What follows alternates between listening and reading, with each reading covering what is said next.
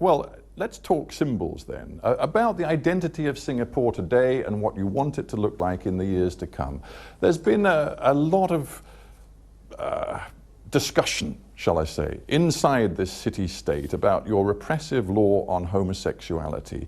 It is still technically illegal, thanks to statute, I think, number 377A, for two consenting male adults to have sex. It is a criminal offence. Now, I know that the Singapore judicial authorities choose not to prosecute men for doing it, but why not, as a symbol of change in this country, get that off the statute book?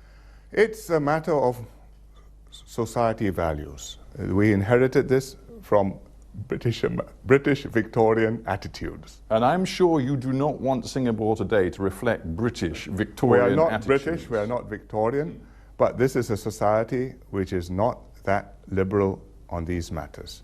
Attitudes have changed, but I believe if you had a referendum on the issue today, 377A would stand.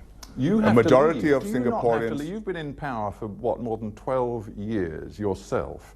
Is it not your role as a leader to signal to your people that Singapore can and must adapt to changing social mores?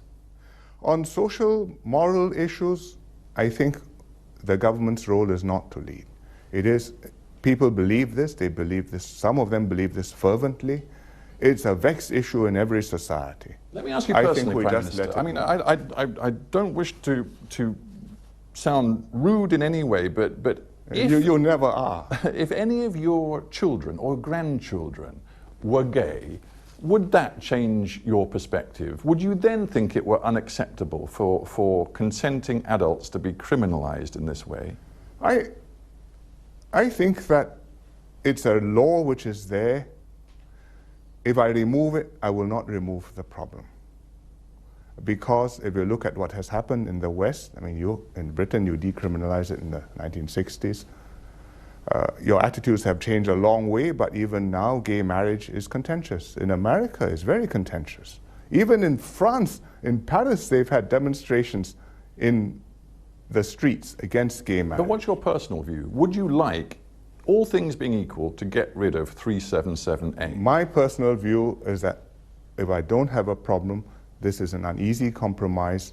I'm prepared to live with it until social attitudes change. We are completely open. We have one of the fastest internet accesses in the world. We have no Great Wall of the internet. You can get any site in the world you wish. So if the government So of where Britain, is the restriction? So if the government of Britain were to make linkages between a trade deal and seeking guarantees about human rights, press freedoms, workers' rights, demonstrators' rights in this country, your reaction would be? I would wait to react until I see it. You look at the Americans. They don't lack fervor in moral causes. They promote democracy, freedom of speech, women's rights, gay rights, at some time even transgender rights. But you don't see them applying that universally across the world with all their allies. Yes, they do it where the cost is low. But you don't and then you can take a high position. But you look at some of the most important oil producers in the world. Do they conform? Have they been pressured? You have to do business. And the world is a diverse place. Nobody has a monopoly of virtue or wisdom.